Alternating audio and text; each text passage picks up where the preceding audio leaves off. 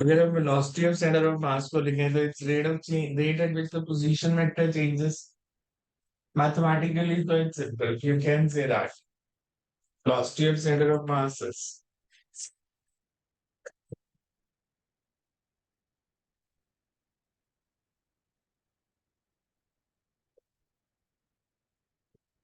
rate at which position vector of center of mass changes with respect to time. Mathematically हम इसे लिख सकते हैं कि this would be n1 a1 sorry n1 b1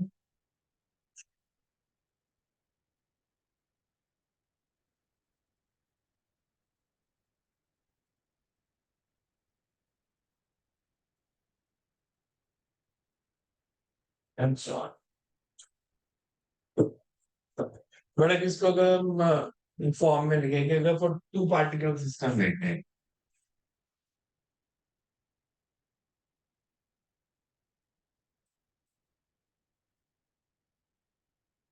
we can say m1 v1 plus n2 v2 upon n1 plus n2.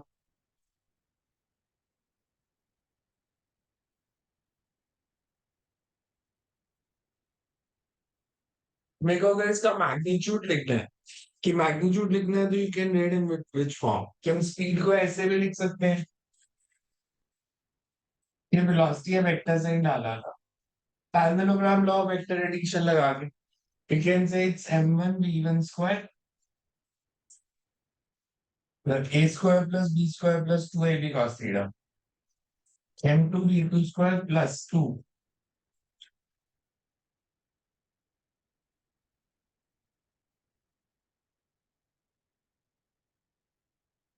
upon m1 plus m2. ये हम ले रहे हैं कि अगर v1 और v2 makes an angle theta कि 1D में नहीं है they are moving in any direction. So this formula is to be used if v1 and v2 are at an angle theta with each other.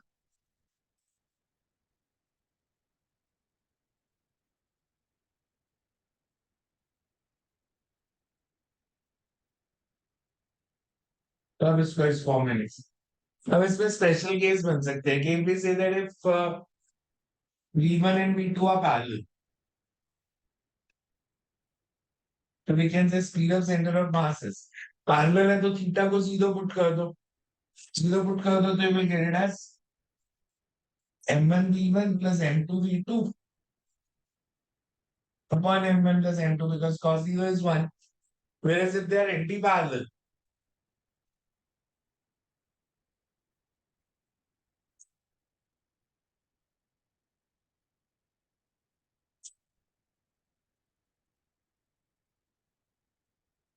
you can say that theta अगर 180 है cos 180 is minus 1 then it would be m1 v1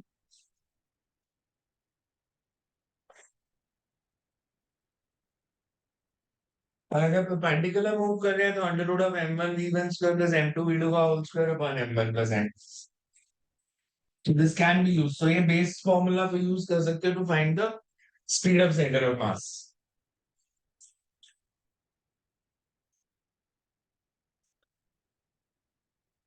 theta अगर 90 है cos 90 is 0 this becomes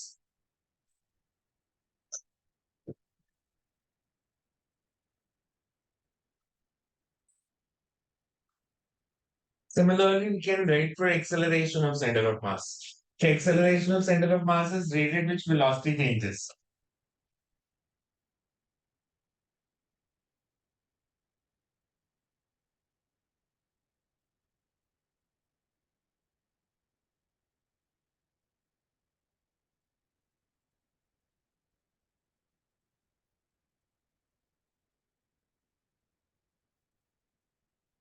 अगर हमने speed लिखनी है so acceleration का magnitude तो this can be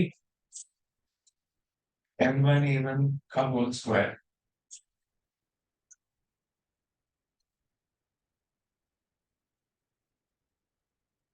And same इसमें भी तीन केस आ जाएंगे इधर हम इस पर न्यूमेरिकल कैसे है एक तो सिंपल न्यूमेरिकल होंगे जहां पे से सिस्टम स्टार्ट फ्रॉम रेस्ट जैसे एटवुड्स मशीन है एटवुड्स मशीन में acceleration of centre of mass निकालती है Atwood's machine is a single pulley system single pulley system and यार सिस्टम ऑफ दिस काइंड की आपके पास ऐसे पुली है,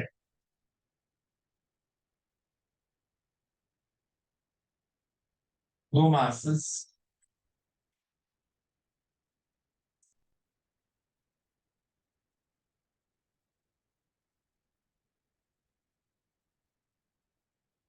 and acceleration of center of mass m1 greater than m.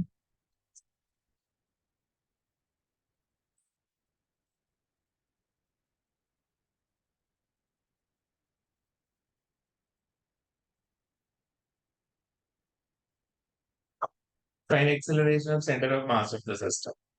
अब इसमें है कि ये नीचे मूव करेगा, so the accelerations are anti-parallel. Accelerations are anti-parallel तो एक फॉर्मूला क्या बन जाएगा? If a1 and a2 are anti-parallel,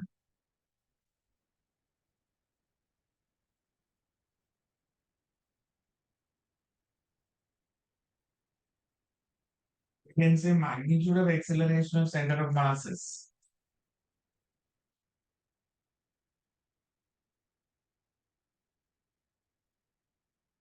इस केस में मैग्नीट्यूड दोनों का सेम है, a1 is equals to a2, a1 a2 equal है तो acceleration of center of mass is m1 minus m2 into a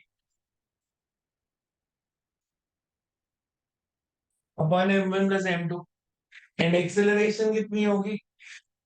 एटवुड्स machine में सिंपल एक्सेलरेशन का concept क्या था? ये फोर्स एक कर रही है डाउनवर्ड्स m1g, तो net force is m1g minus m2g and total mass is m1 plus m2. So acceleration is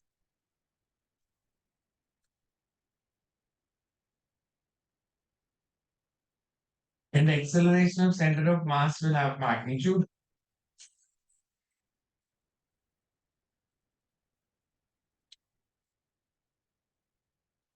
m1 minus m2 upon m1 plus m2 का whole square into g. So this you can say the acceleration of center of mass. Next write a question, एक और question लिखो similar. An object A, an object A is dropped. An object A is dropped from top of 30-meter high building and at the same moment, and at the same moment,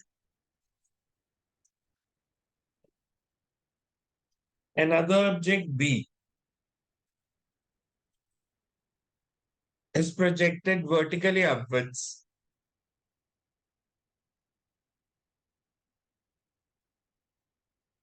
with a speed of 15 meter per second from base of the building. 15 meter per second from base of the building.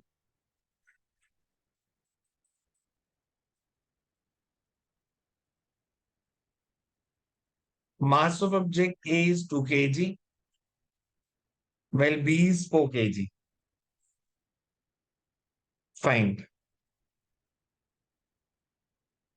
the maximum height achieved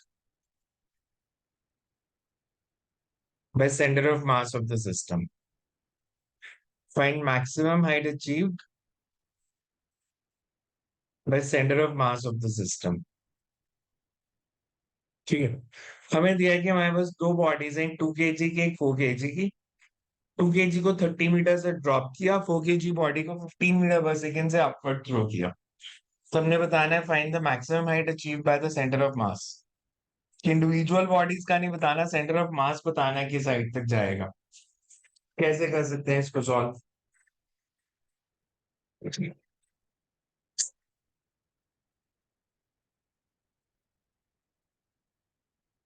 हमें ऐसे ही करना है.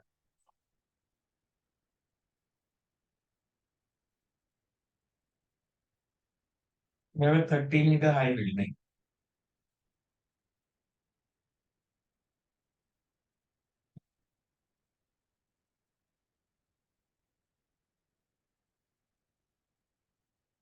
इसको drop किया।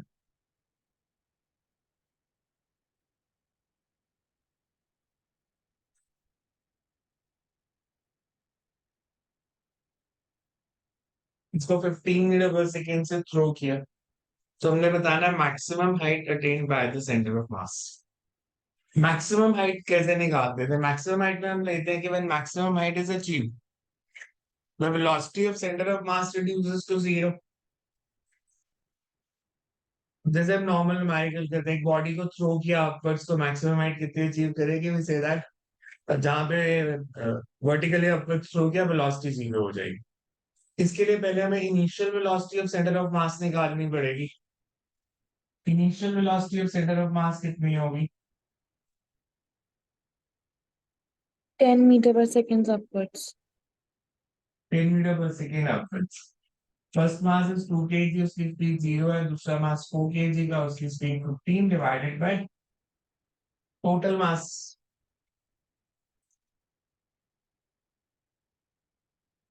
Acceleration of centre of mass कितनी है? दोनों bodies की सेम है, पैरेलल है। Acceleration of centre of mass is m1 a1। दोनों की एक्सेलरेशन g डाउनवर्ड्स है, तो सेंटर ऑफ मास की भी यही आएगी। Because you can say 2 into g plus 4 into g upon 6। Velocity 10 metre पर सेकेंड अपवर्ड्स है, सेंटर ऑफ मास की एक्सेलरेशन g डाउनवर्ड्स है। मैक्सिमम हाइट का formula it's u square by 2g।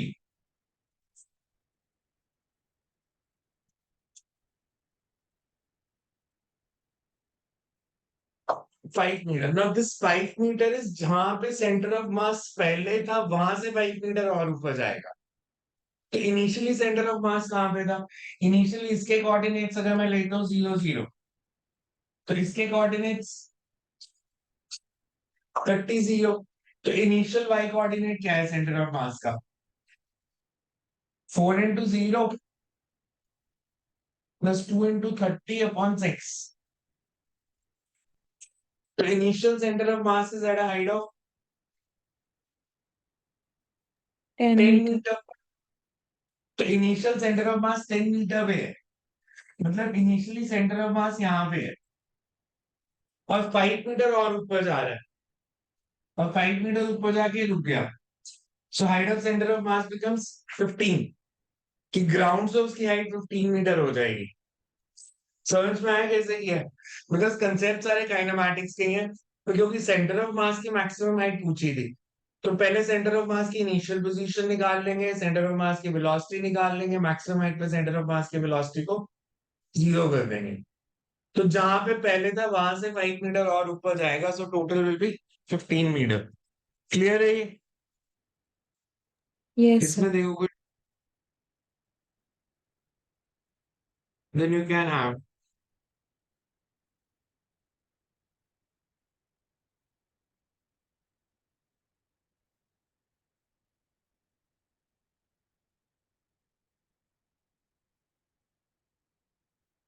बिल्कुल सिंपल वाले न्यूमेरिकल नहीं करे। सिंपल वाले न्यूमेरिकल होते हैं कि आपको u1 u2 वेक्टर फॉर्म में दे देंगे, u1 u2 वेक्टर फॉर्म में दे देंगे and you have to find the velocity of centre of mass. So direct formula में सब्स्टिट्यूशन करनी होती है and you will get the answer. Momentum conservation क्या होता है सेंटर ऑफ मास के कंसेप्ट के साथ अगर हम कोरिलेट करें तो? मोमेंटम कंजर्वेशन जिसे कि अगर एक्सटर्नल फोर्स एक्ट नहीं कर रही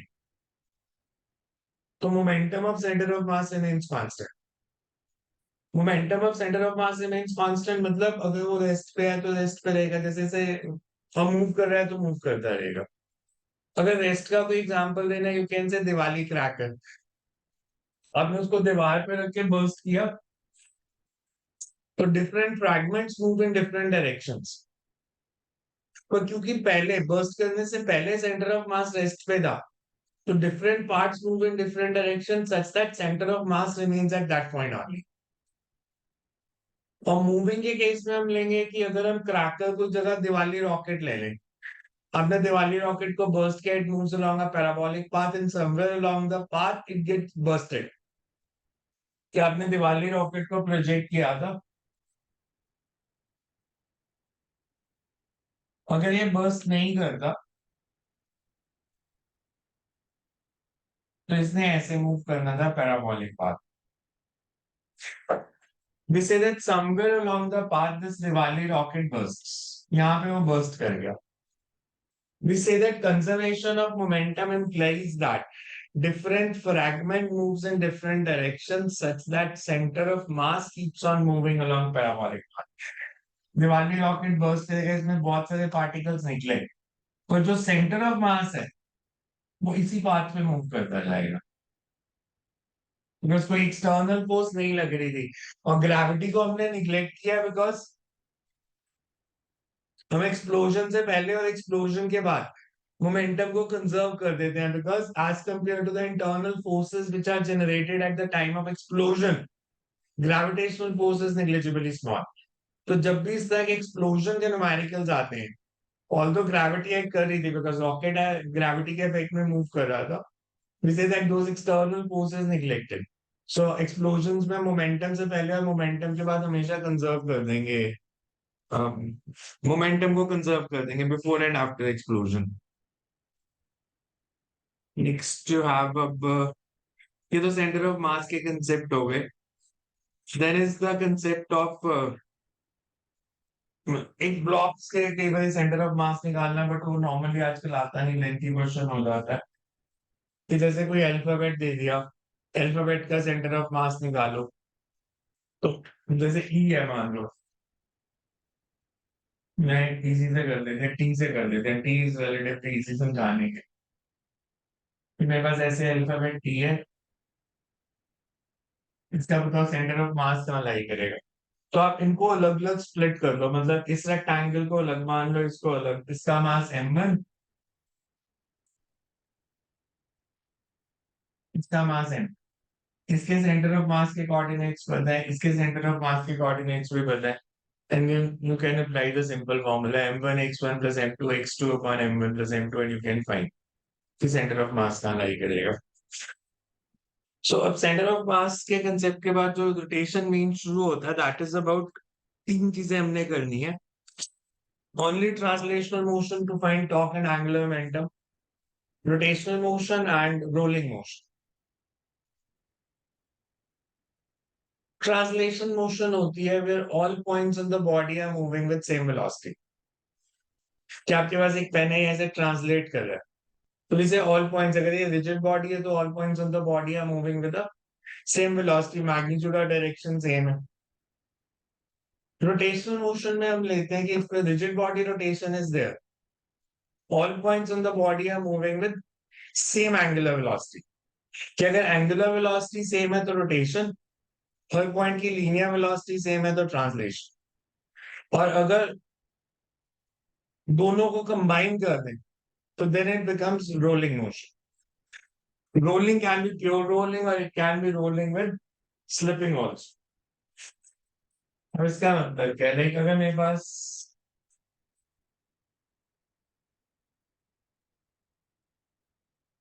एक बॉडी है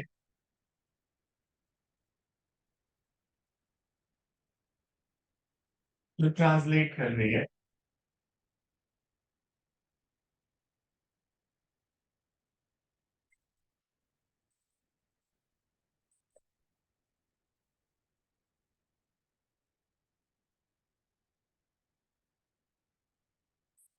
अगर कोई बॉडी ट्रांसलेट कर रही है तो इसे all points on the body are moving with same velocity.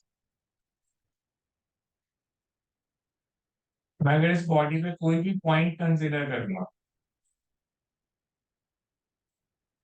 तो हर पॉइंट की लीनियर वेलोसिटी सेम आएगी if it's a rigid body. Rotation में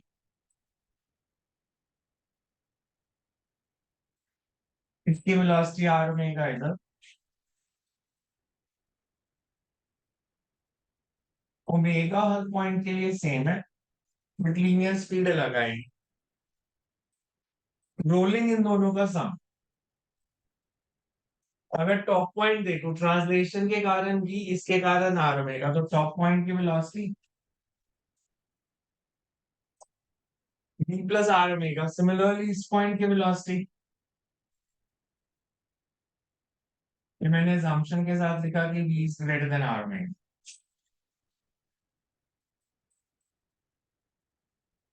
v1 कितना होगा, इस पॉइंट की वेलोसिटी कितनी हो जाएगी, speed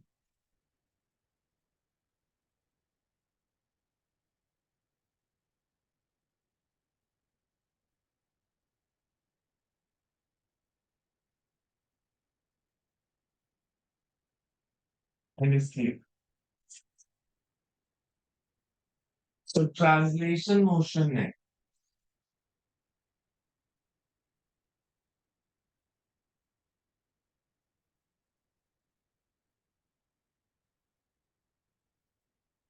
linear speed of all points is same.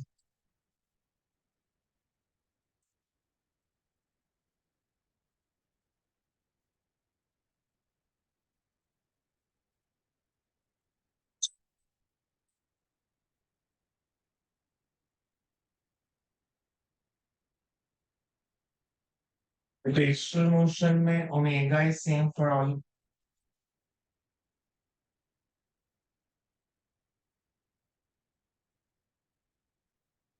And rolling is a combination of translation and rotation. अब अगर प्योर रोलिंग हो, प्योर रोलिंग में हम लेते हैं point of contact is at rest. जो अर्थ और बॉडी का पॉइंट ऑफ कांटेक्ट है, that point of contact is at rest relative to the surface.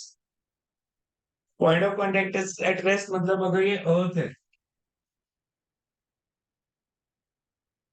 तो ये पॉइंट रेस्ट पे होना चाहिए, मतलब v should be equals to r omega. तो v is equal to r omega है, तो इसकी वेलोसिटी 0 हो जाएगी और टॉप मोस्ट पॉइंट की 2v हो जाएगी अगर ये प्योर रोलिंग का केस है. ये रूट 2v, ये भी रूट 2v. तो अगर प्योर रोलिंग का केस है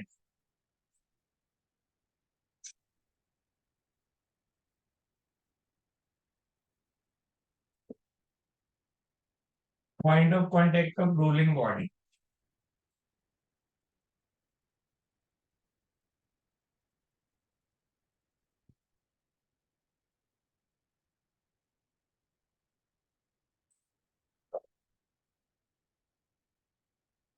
is at rest relative to the surface. So there can be three cases.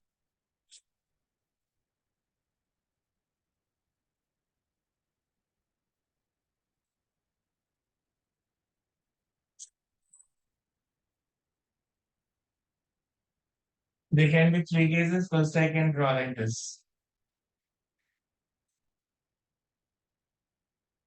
A rolling body is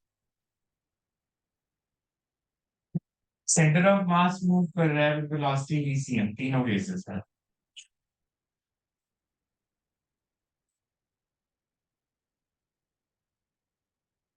तीनों की angular velocity omega.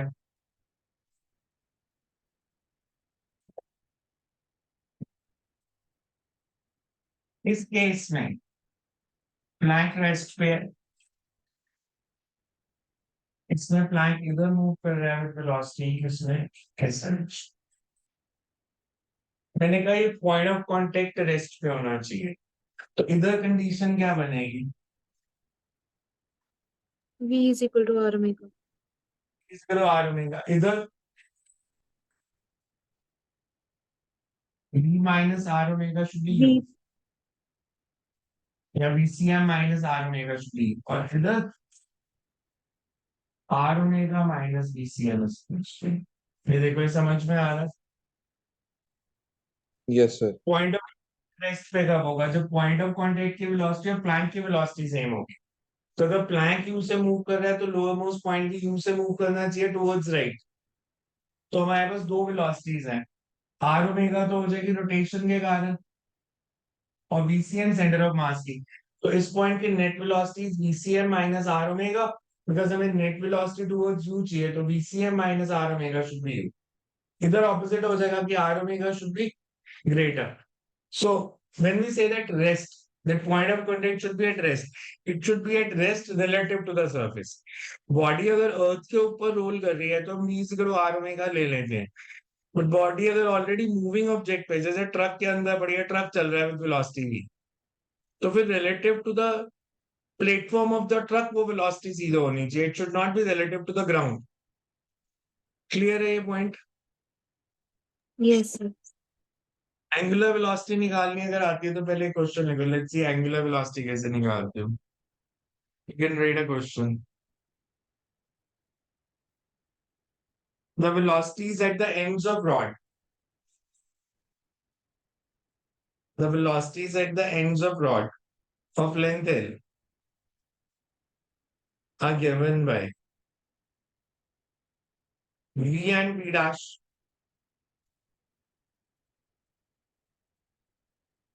are given by V and V dash. Find angular velocity of the rod. While there is a diagram here, you have a rod.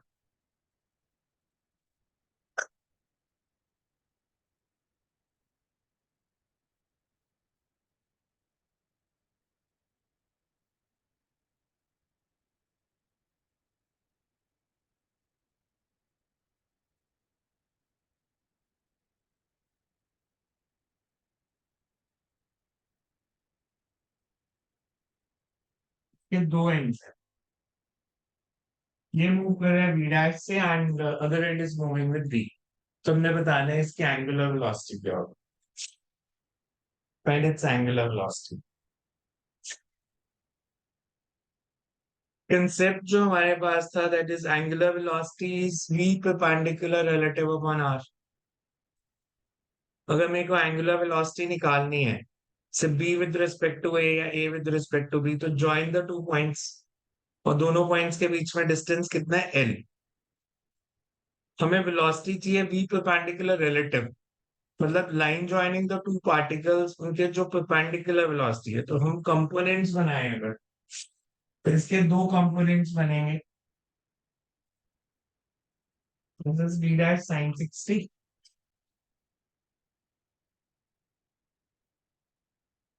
B dash cos 60। Similarly इसके Hello? दो components,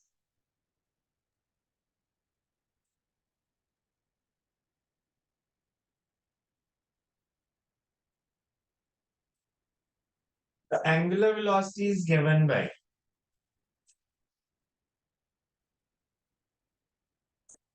3V by 2L. B perpendicular relative upon A। क्या ही answer आपका? 3V by क्या? 2L. V by 2L? 3V by 2L. नहीं, गलत है। So V perpendicular relative by L, V perpendicular relative कितना आ रहा है? ये दोनों वेलोसिटीज परपेंडिकुलर है, ऑपोजिट डायरेक्शन में है, तो V dash sin 60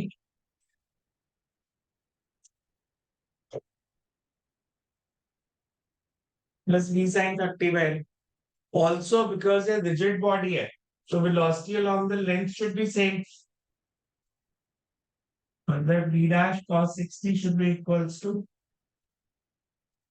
V sin 30। V dash cos 60 is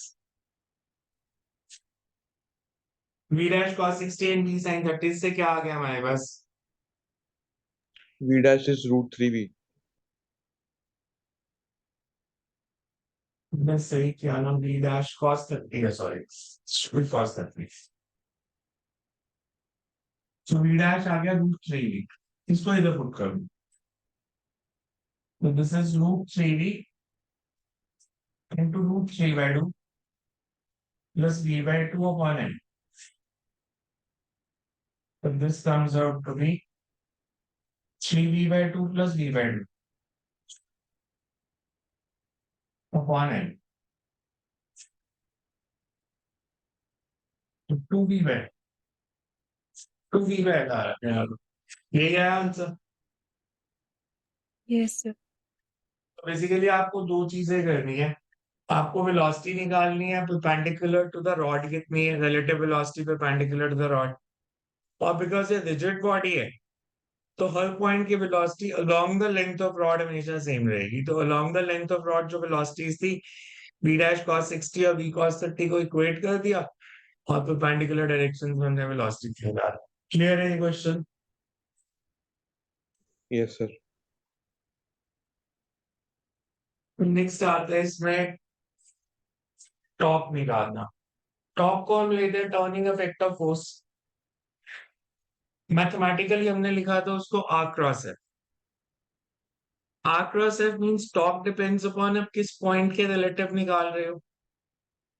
because अगर हम region of coordinate system shift करेंगे तो टॉप भी बदल जाएगा। So it basically depends on कि आप एक्सेस ऑफ रोटेशन किसको ले रहे हो, किस पॉइंट को हिंज्ड मान रहे हो, किस पॉइंट के अबाउट टॉप निकाल रहे हो। तो हमारे पास जो टॉप का कंसेप्ट है कि अगर मेरे पास एक बॉडी है, मैथमेटिकली तो हम पहले लिख सकते हैं कि top is,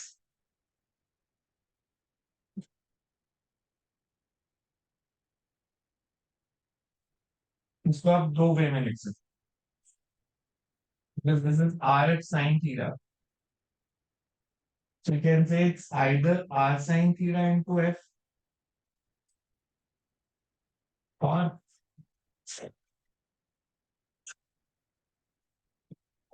r into f sin theta, or you can say that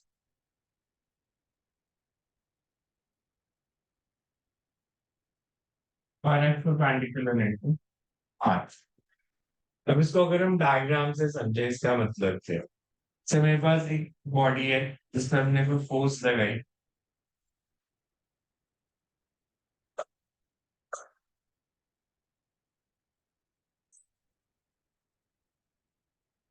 इस पर मैंने एक फोर्स लगाई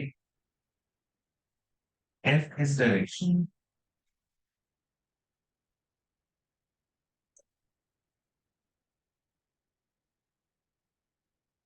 और ये बॉडी यहां से हिंज्ड है पॉइंट ओ से। आर हम लेंगे ये vector, this will be vector are.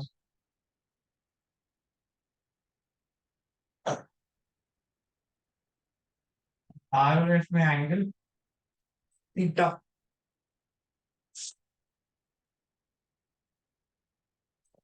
F के दो components,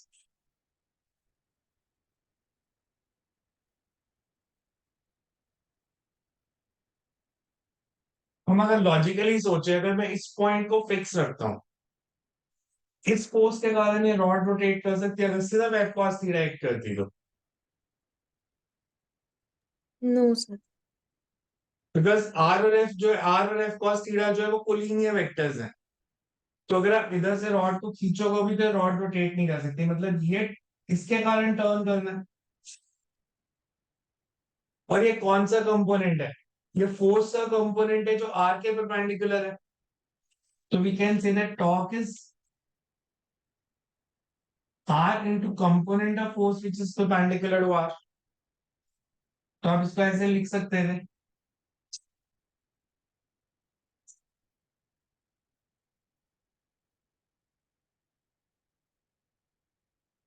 are into component of force which is perpendicular.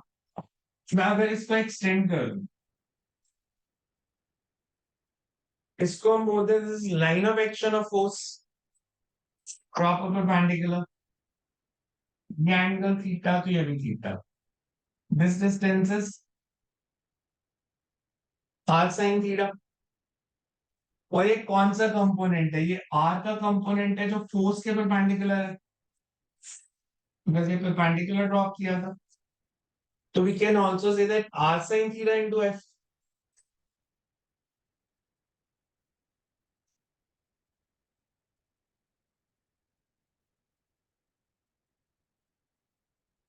So आप किसी भी वे में टॉप निकाल सकते हो, either you take the component of force which is perpendicular to r or the component of r which is perpendicular to f, वहां से आप टॉप निकाल लोगे।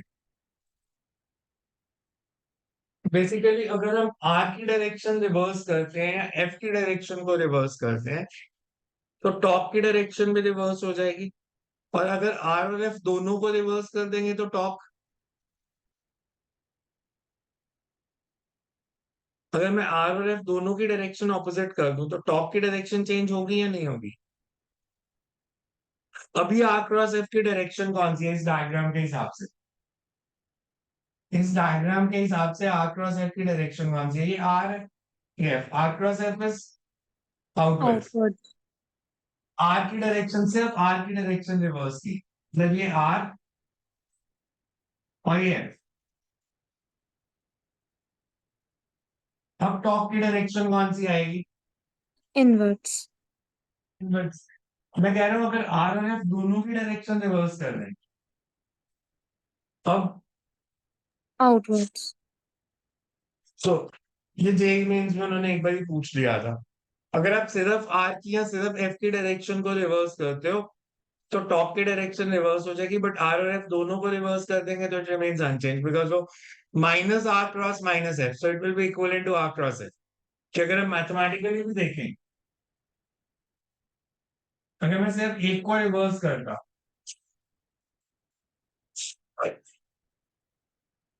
तो टाउ डैश बिकम्स, अगर आर को रिवर्स कर दो तो this is minus R cross F, मतलब टॉप की डायरेक्शन रिवर्स होगी। बट अगर मैं दोनों को रिवर्स कर दूंगा, minus R cross minus F, this will be R cross F one. कि अगर एक डायरेक्शन रिवर्स करोगे तो टॉप की डायरेक्शन रिवर्स हो जाएगी, दोनों कर देंगे तो नहीं होगी। टॉप निकालने का मेथड हो गया। अब सिंपल जैसे आपको आया कि टॉप से एंगुलर मोमेंटम को कोरिलेट करना है, फोर्स और मोमेंटम में रिलेशन क्या था? F F is is equal to equals to, dt by dt. इसमें tau is equals to dL by dt। Impulse momentum theorem क्या थी? Impulses change in momentum. तो इस केस में आ जाएगा angular impulses change in angular momentum. जैसे उन्होंने कहा कि बॉडी को प्रोजेक्ट किया है, मैं लिख ही लो equation, body is projected, body is projected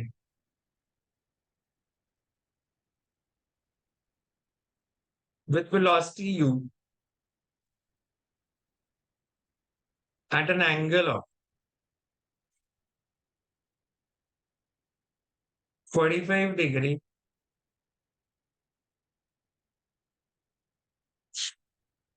with horizontal.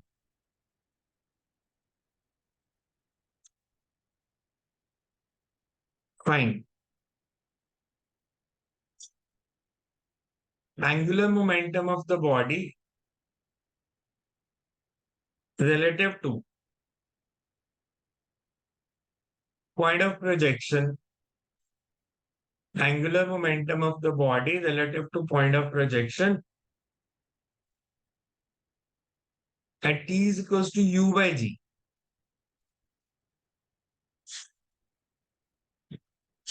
At t is equals to u by g.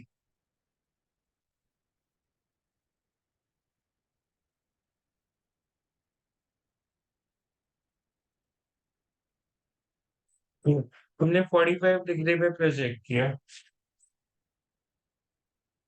Time of ascent कितना होगा?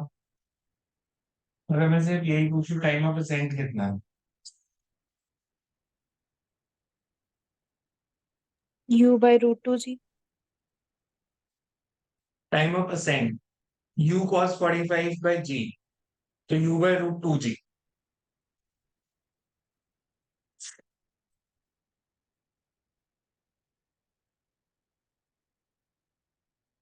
यहां तक पहुंचने का टाइम था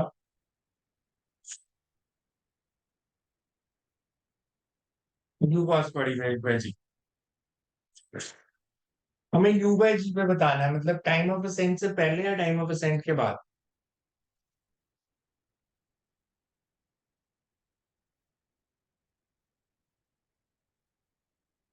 मतलब जिस पॉइंट पे निकालना है वो इधर लाई कर रहा है या मैक्सिमम हाइट के बाद?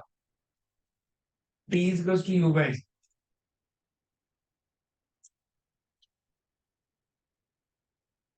यहाँ पे कहीं लाई करेगा।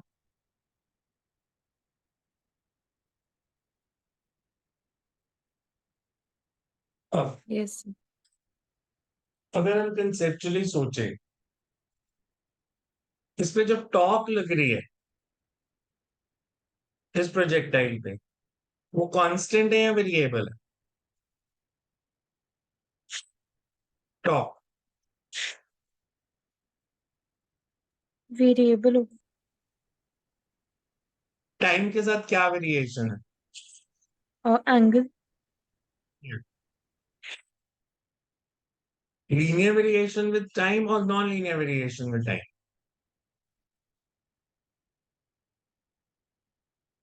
It's a linear variation. अब टॉप का मैंने फॉर्मूला क्या लिखा था?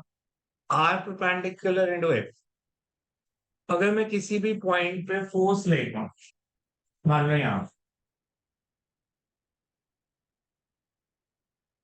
ये एम जी, इस पॉइंट के रिलेटिव टॉप निकालनी है, तो ये line of action m of g force into u cos theta into t. और ये डिस्टेंस एक्स। तो अगर मेरे को टॉप बतानी है, that's r perpendicular into force.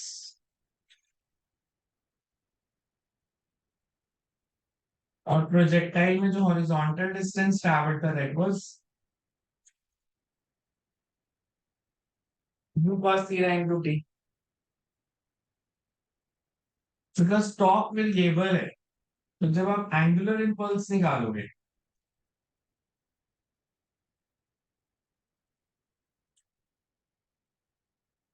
that will be integration of tau dt. Integration of tau dt means mg cos theta into u into t dt. mg u cos theta तो constant है,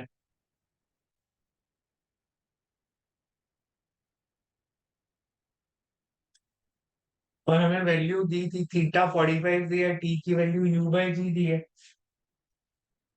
तो mg u cos theta is 1 by root 2।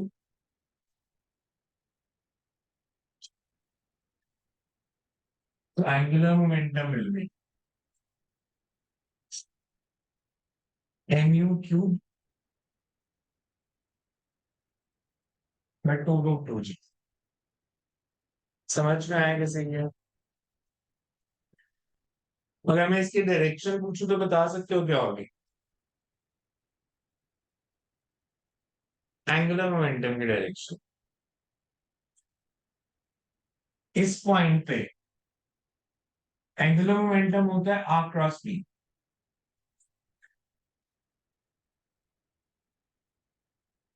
ये vector R and momentum is tangent to the path. R cross B की direction inverts. Negative, negative Z axis. अगर मैं इसको x Y plane लेता हूँ, एंगुलर मोमेंटम के दो फॉर्मूले पढ़े आपने, आर क्रॉस पी भी पढ़ा, और एक एनालॉगस रिलेशन जो हम लिखते हैं, we also read it as I omega. तो आर क्रॉस पी कब यूज करते हैं और आई ओमेगा कब यूज करते हैं?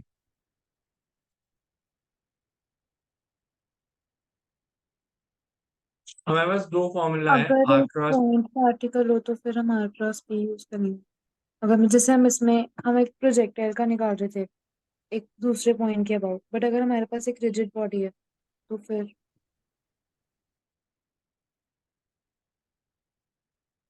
आपने दोनों एंगुलर मोमेंटम एक साथ कब पढ़े थे? किस बॉडी के दोनों एंगुलर मोमेंटम निकाले थे? आर क्रॉस पी से भी निकाला था और आई ओमेगा से भी निकाला था।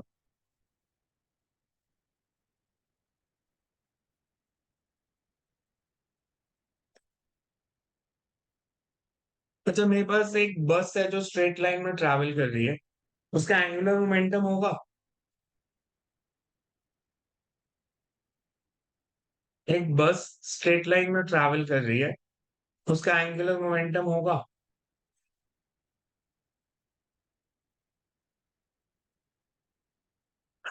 एंगुलर मोमेंटम इस पे डिपेंड करता है कि हम रेफरेंस पॉइंट किसे ले रहे हैं।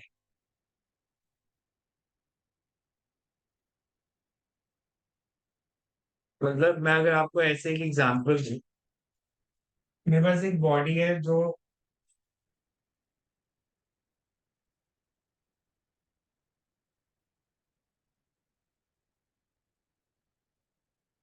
ट्रैवल कर रही है अलॉन्ग दिस लाइन, और इस लाइन की इक्वेशन दी है y is equals to x plus 4।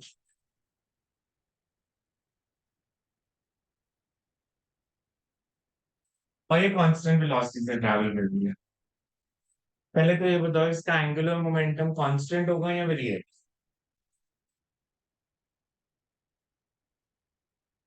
अच्छा एक काम करो, रिलेटिव टू रीजन बताओ। अगर x की वैल्यू 0 है तो y की वैल्यू कितनी है? 4। तो जब ये बॉडी इधर थी, इसका मोमेंटम था mv। r क्रॉस mv कितना आएगा? स्लोप इसकी 1 दी है, मतलब this angle is 45। r is 4। r और p में एंगल है 45, तो एंगुलर मोमेंटम इज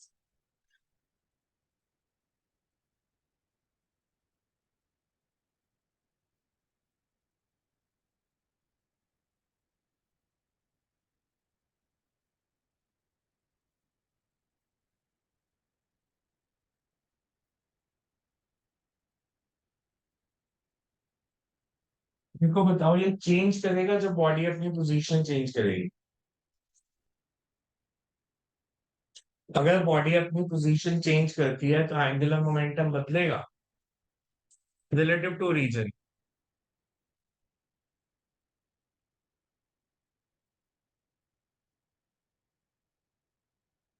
दूसरा मेथड क्या क्या था? आप इसको एक्सटेंड कर दो। ये डिस्टेंस r है, ये एंगल 45, ये भी 45।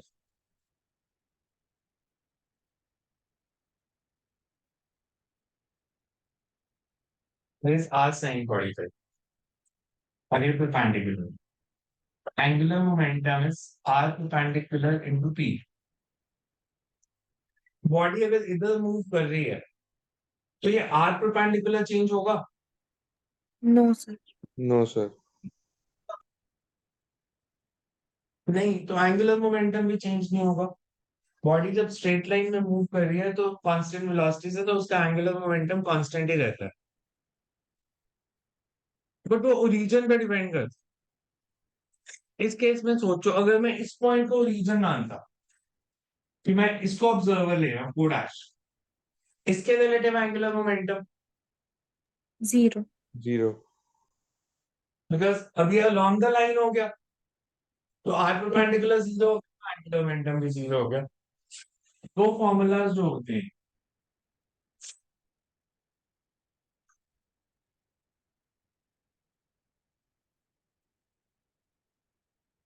तो दूसरा फॉर्मूला आप देखो, उनको बहुत जुडिशियसली यूज करना है आपने। आर क्रॉस पी को हम यूज करते हैं जब बॉडी ट्रांसलेटरी मोशन में एंगुलर मोमेंटम निकाल रहे हैं, तो बॉडी स्ट्रेट लाइन में ट्रैवल कर रही है, उसका सेंटर ऑफ मास किसी वेलोसिटी से मूव कर। आई ओमेगा यूज करते हैं जो बॉडी रोटेट कर रही है। एग्जाम्पल के लिए आपने जब मॉडल ऑफ एन एटम पढ़ा था, तो आपने दो एंगुलर मोमेंटम पढ़े थे, ऑर्बिटल एंगुलर मोमेंटम और स्पिन एंगुलर मोमेंटम। तो ऑर्बिटल एंगुलर मोमेंटम था जो इलेक्ट्रॉन न्यूक्लियस के आसपास घूम रहा है, और वो हमने लिया था एमवीआर। एमवीआर मतलब आर क्रॉस पी। और एक यस। निकाला था स्पिन मोमेंटम, जो अपने एक्सिस पे ही घूम रहा है इलेक्ट्रॉन ऐसे।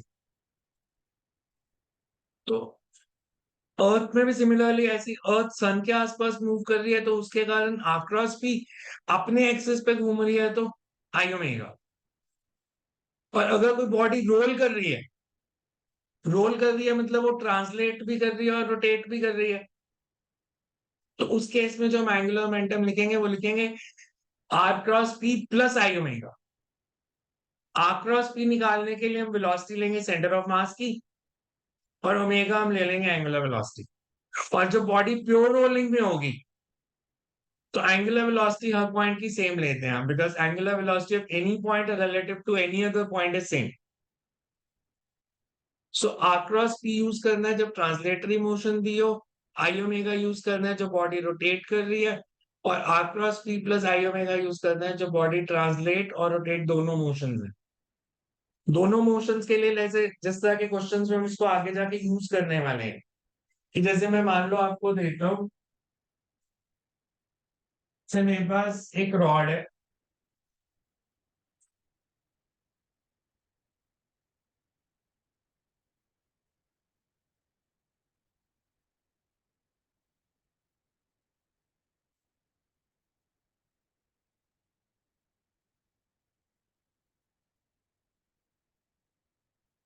ये रॉड जो है हिंज्ड है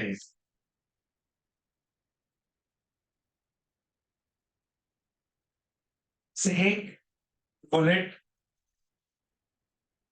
moving with certain velocity, it hits this rod.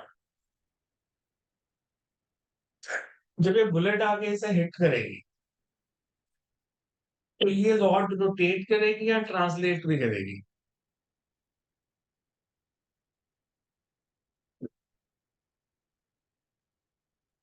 ये रॉड ने ऐसे ही मूव करना है, बुलेट आगे हिट करेगी तो ऊपर जाएगी ऐसे, ये एंड तो फिक्स है, तो हम इसकी ट्रांसलेटरी मोशन नहीं लेंगे। बट अगर सोचो बुलेट आगे इसे हिट करती तो ये रॉड कैसे मूव करती? ये आगे भी जाती है और मूव भी करती है, ऐसे जाती है। इसमें ट्रांसलेटरी और रोटेटरी दोनों मोशंस है। अब कंसेप्चुअली दोनों में फर्क क्या है? जिस रॉड को मैंने हिंज किया हुआ है, एक जगह से फिक्स कर दिया, जब बुलेट उसे आके हिट करेगी तो मोमेंटम कंजर्व होगा या नहीं होगा? फर्स्ट केस में बुलेट ने आके जब रॉड को हिट किया तो इस केस में मोमेंटम कंजर्व है या नहीं है? नहीं, क्यों? हिंज फोर्सेस के कारण। बिकॉज हिंज पॉइंट पे फोर्स लग रही है। एंगुलर मोमेंटम कंजर्व है? No sir. Angular momentum conserve है हिंज पॉइंट के अबाउट। ओके। बिकॉज अगर मैं यही पॉइंट ले लेता हूँ तो हिंज फोर्स के कारण इस पे पॉइंट कोई टॉप नहीं लग रही, यस सर।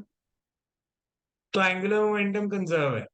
दूसरी रॉड जो है फ्री टू मूव है।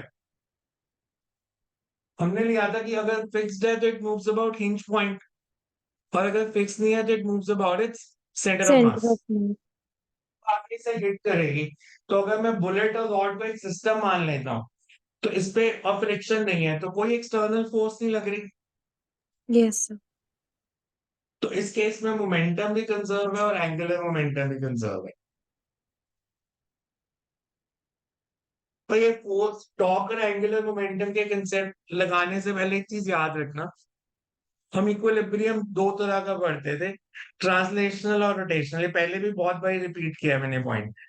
ट्रांसलेशनल इक्विलिब्रियम का मतलब क्या होता है? जब नेट नेट फोर्सेस जीरो होते हैं, net external forces. External force zero and momentum should be constant. Rotational equilibrium मतलब net torque zero. Net torque zero. Net torque zero. आपको पॉइंट ये याद रखना है कि अगर नेट एक्सटर्नल फोर्स जीरो है तो टॉर्क आप किसी भी पॉइंट के अबाउट निकालोगे वो सेम आएगा। पर जैसे जो फर्स्ट केस था, इसमें एक्सटर्नल फोर्स जीरो नहीं है, हिंज फोर्स लग रही है, तो इसमें टॉर्क हर पॉइंट के अबाउट अलग आएगा। इसलिए मैंने कहा अबाउट पॉइंट ए ही लेना है, बिकॉज पॉइंट ए के about torque zero, her point के अबाउट टॉर्क जीरो नहीं आएगा। बट अगर एक्सटर्नल फोर्स नहीं लग रही, जो सेकंड केस है, उस केस में टॉर्क आप किसी भी पॉइंट के अबाउट निकालोगे तो वो सेम ही आएगा। तो अगर आपने एंगुलर एक्सेलरेशन निकालनी है, पॉइंट आप खुद चूज कर सकते हो, torque will come out to be same, क्योंकि एक्सटर्नल फोर्स नहीं लग रही तो torque will be same across all points. But हम नॉर्मली सेंटर ऑफ मास को यूज करेंगे। जैसे bullet gets embedded in the rod, तो जब वो रोटेट करेगी, rotate about its new centre of mass. New centre of mass के लिए फिर आपको कंसेप्ट कौन सा यूज करना पड़ता है, जो हमने लिया था कि एडिशनल मास अगर हमने डाल दिया, एडिशनल मास डाला तो सेंटर ऑफ मास कितना शिफ्ट कर रहा था? जैसे मैं आपको मास वैल्यूज दे, added into D upon original mass plus added mass. इसका मास m, इसका मास भी m, और इसने आगे हिट किया at a distance of l/4 and gets embedded. तो ये बुलेट इसमें एम्बेड होगी, तो न्यू सेंटर ऑफ मास कहाँ पे आ जाएगा? एडिशनल मास कौन सा है? स्मॉल m है। सेंटर ऑफ मास से डिस्टेंस L/4। L/4। तो मास कहाँ आ जाएगा? m into L/4 upon m plus m/4, मतलब mL/4।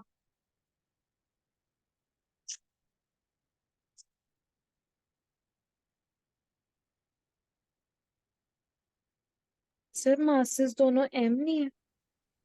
दोनों m ही नहीं है, m सॉरी, m है दोनों मासेस। तो न्यू सेंटर ऑफ मास हम निकाल सकते हैं mL/4 प्लस 2m/2m। सो L/8 पे, मतलब जो न्यू सेंटर ऑफ मास है, तो इस पॉइंट के अबाउट आप सॉल्व करोगे सारे का। It will rotate about the new centre of मास। तो उसके लिए आप हमेशा ये फॉर्मूला यूज कर सकते हो, additional mass into D upon M plus additional mass. Clear है ये पॉइंट? सर एक बार हाँ फिर जी। से बता दो, जो हिंज्ड वाली रॉड है उसमें कौन सा मोमेंटम कंजर्व होगा? Hinged angular. वाली एंगुलर मोमेंटम कंजर्व होगा अबाउट पॉइंट ए, बिकॉज यहाँ पे जब ये हिट करेगी ना, यहाँ हिंज जो है जहां से आपने फिक्स किया हुआ है, हिंज फोर्स लगाएगी रॉड पे। बट अगर मैं इसी पॉइंट के अबाउट टॉप निकाल लूं, तो बिकॉज फोर्स यहीं पे लग रही है, इधर लगे किधर भी लगे, हिंज फोर्स किसी भी डायरेक्शन में लगे, तो इस पॉइंट के अबाउट तो टॉप जीरो ही आएगा। Yes sir. Direction of force passes through hinge point. तो आप इस पॉइंट के अबाउट एंगुलर मोमेंटम को कंजर्व कर सकते हो, बिकॉज यहाँ पे कोई टॉप नहीं लग रही। और लीनियर मोमेंटम किसी भी पॉइंट के अबाउट वो कंजर्व नहीं होगा? कंजर्व नहीं है, बिकॉज एक्सटर्नल फोर्स लग रही है। तो जब ये प्रॉब्लम सॉल्व करनी है, इसमें लीनियर मोमेंटम कंजर्वेशन हम नहीं यूज कर सकते। इसको सिर्फ एंगुलर मोमेंटम कंजर्वेशन से करना है, इसमें दोनों कंजर्व है, लीनियर भी कंजर्व है और एंगुलर भी कंजर्व है। ठीक है, इतना पढ़ो एंड करते हैं इसके आगे में भी। आज कौन सा टाइम फ्री है? और सर इसके बाद शाम को 7 बजे क्लास है केमिस्ट्री की, और कोई क्लास नहीं है। और भी क्लास है, मैं देखता हूँ, या तो उससे पहले ही लगा लूंगा 7 बजे से, तो फिर रात को लगाएंगे, बिकॉज अभी रह गया और दो दो क्लासेस अभी और लगेंगी इसको करने में मेरे ख्याल से। सो नेक्स्ट टाइम इतना कर लो, अभी इतना पढ़ लो।